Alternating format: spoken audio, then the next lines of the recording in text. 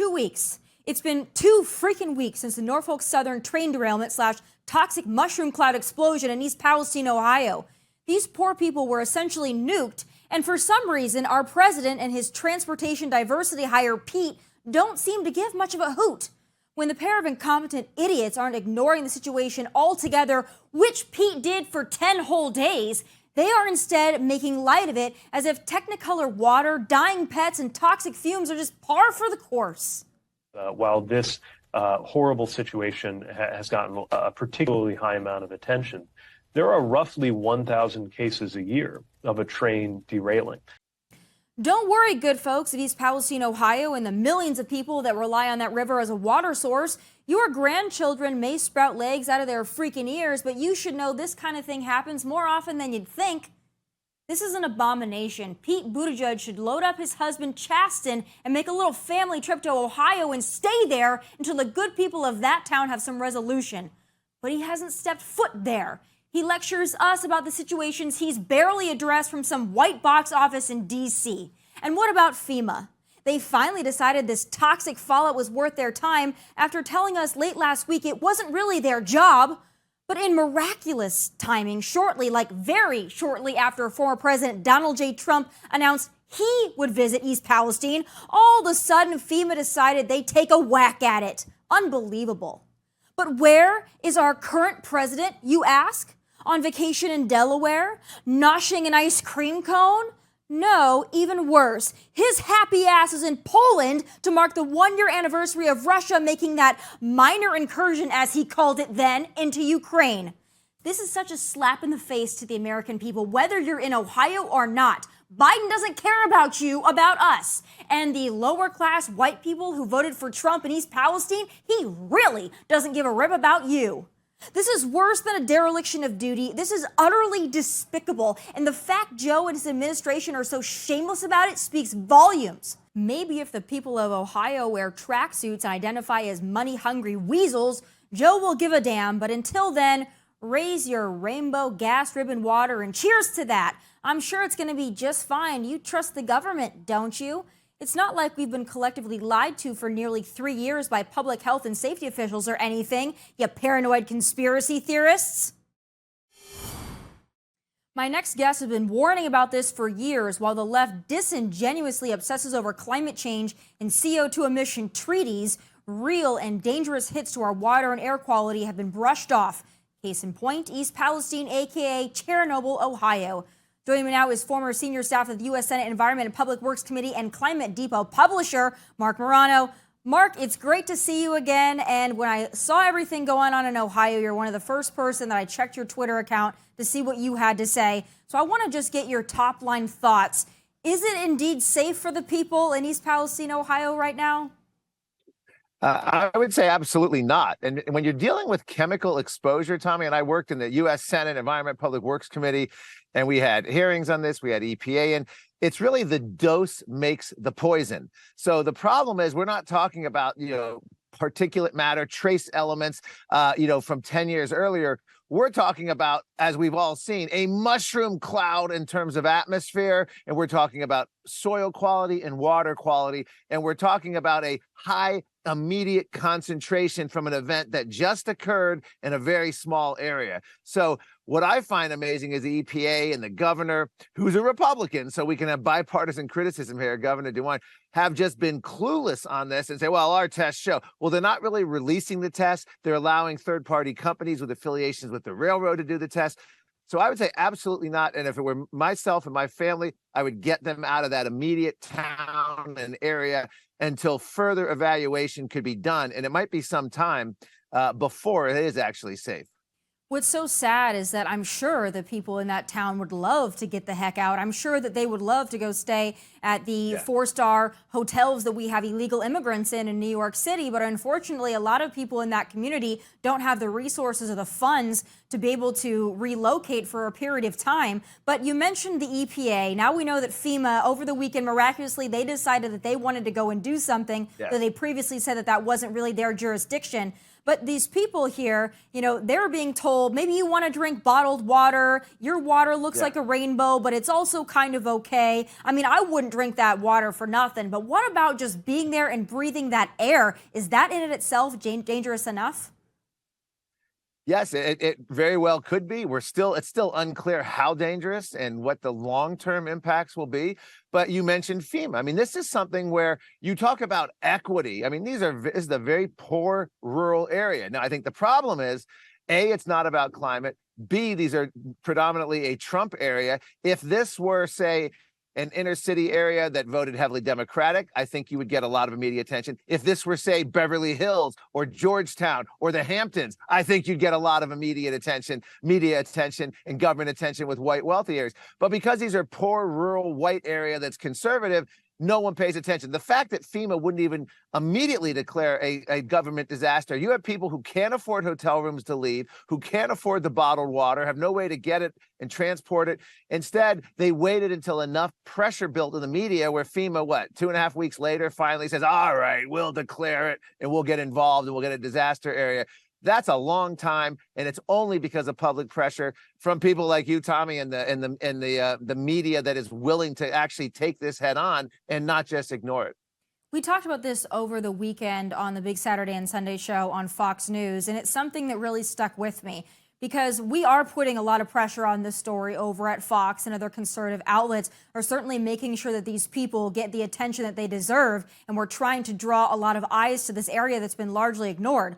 But at some point, the news cameras are going to leave. At some point, there's going to be another disaster caused by the Biden administration. But these people still have to live here, and we don't know what the long-term effects are. Meanwhile, their pets are dying. People are feeling lightheaded. I mean, what would you tell these people that are in this area that don't have the funds to get out? What would be your best advice to them on how to deal with this calamity?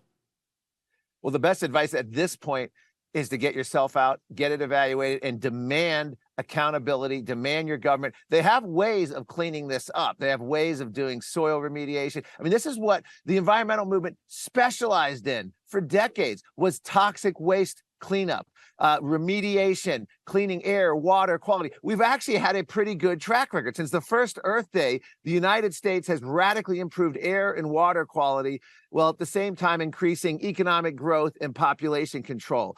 And we've done it through advancements in wealth and technological innovation. So we have ways of doing it. The problem is no one's interested in helping these people. And you're right. Once the cameras leave, the interest level, the little bit of interest we've been able to generate is going to drop like a lead balloon. And that is our big challenge. And the answer is, the reason for that is simple. This is not a climate issue. Guess where our EPA director, Michael Reagan, was scheduled to leave a couple days ago to head off on a trip to Africa with Hollywood celebrities to highlight the impact of climate change on Africa. Now, if you know anything about Africa, the last thing you'd think about is, well, they'd be worried about climate change. They have massive poverty, high infant mortality, short life expectancy. They're eating in huts made of dung, burning fires made of dung, horrible air quality, horrible water quality. They have dire development and energy poverty issues. To go there and talk about the possible effects of climate change 50 to 100 years with Hollywood celebrities.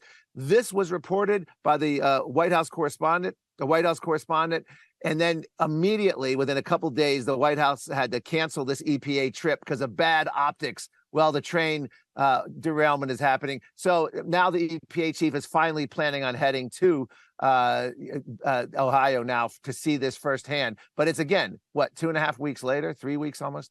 Yeah, no, again, you're exactly right about this. I want to talk about that very powerful green lobby, because every other week they're telling us they want to ban something. Gas stoves, lawn mowers, leaf blowers. They've already done that in California, by the way. But every week they're telling us about something else that's killing the environment. The green lobby is incredibly powerful. We've had several bills now that are disguised as COVID recovery and infrastructure that are climate bills. But tell me about this green lobby. I know you have a lot of experience.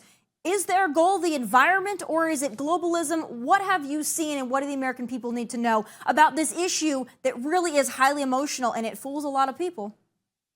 Well, I wrote the book called Green Fraud, Why the Green New Deal is Worse Than You Think, and the Great Reset book recently. And I've been to every United Nations climate summit in the past 20 plus years, just about every single one, and most recently in Egypt. And I can tell you right now, the goal has nothing to do with a clean environment, has nothing to do with controlling the climate. This is all about making themselves more powerful and controlling every aspect of your life and taking away our democracy.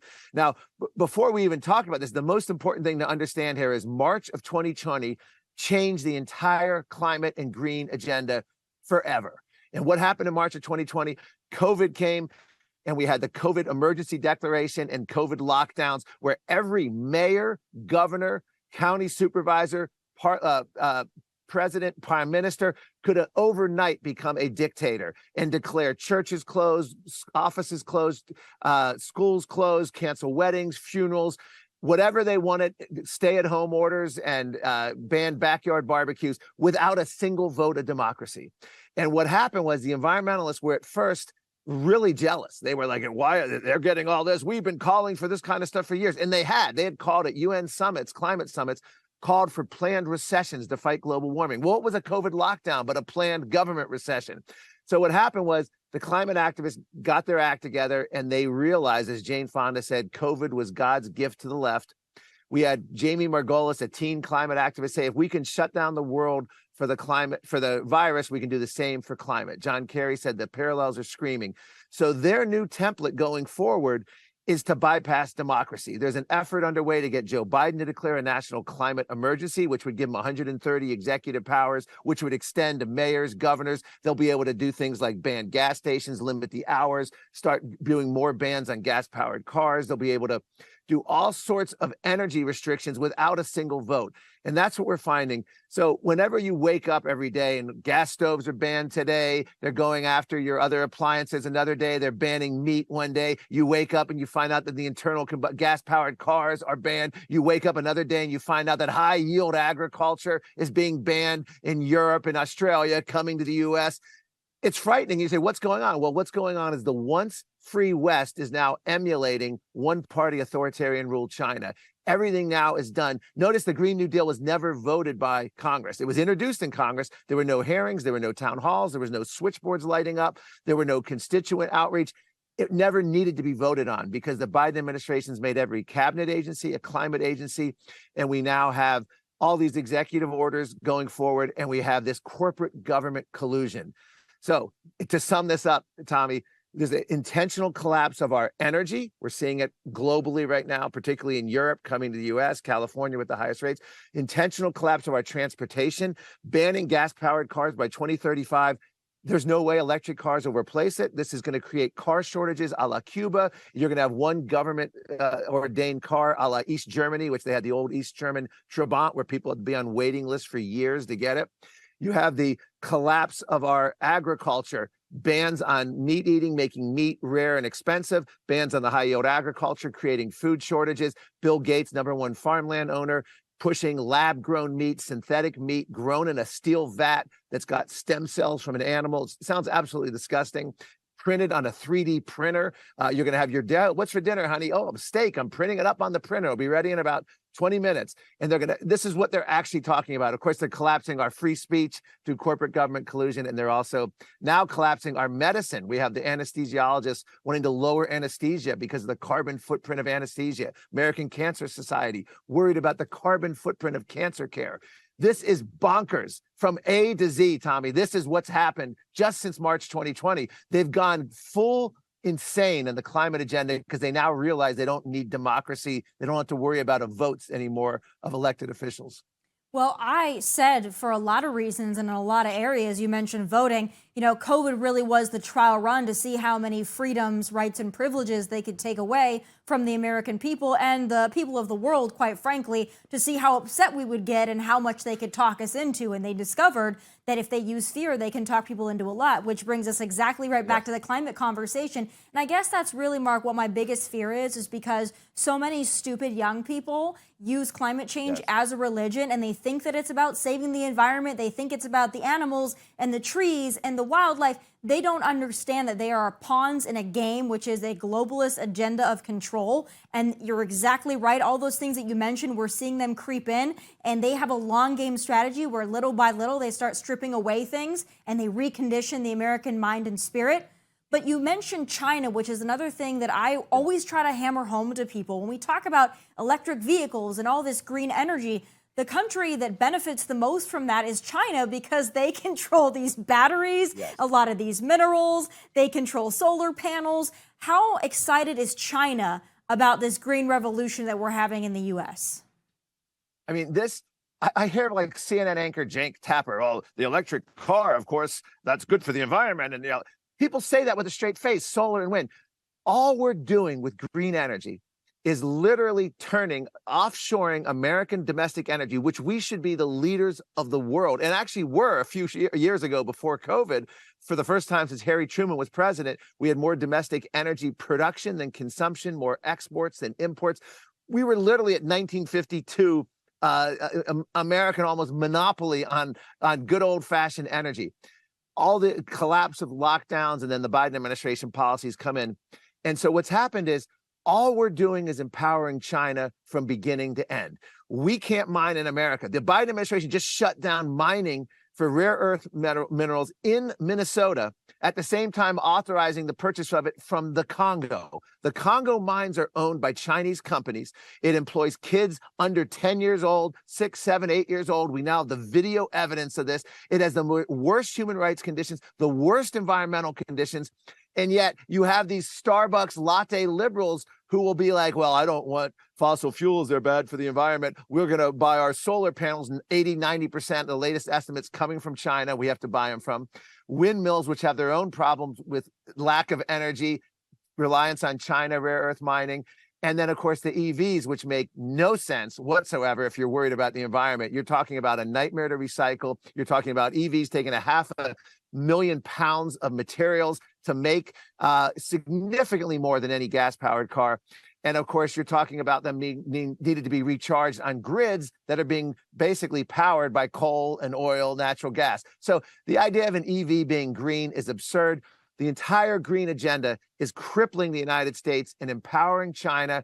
And if they applied these environment, social governance standards, all these woke standards of transgender and critical race and climate stewardship to China, we wouldn't be adding a squat. Walmart would shut down tomorrow, but you'll never see these climate activists want to apply any of these standards to China. It's only applied to American companies that'll force us to shut down and rely more, not just on China, but Venezuela for oil, the Middle East, Russia ultimately. So we have everything backwards. This is a destroy and hammer America first agenda, the entire green agenda. You know, I'm glad that you brought all that up, Mark, because a lot of folks think that when something goes wrong with the environmental agenda, that it's, oh, this is an accident, they're working out the kinks. But it seems a lot more like this is by design, as you mentioned. We know that these are really not sustainable green energy. We just don't care. We're going to fool the American people into thinking this is some kind of an alternative until that they have really no way of transportation or heating or anything of that nature, relying on fossil fuels.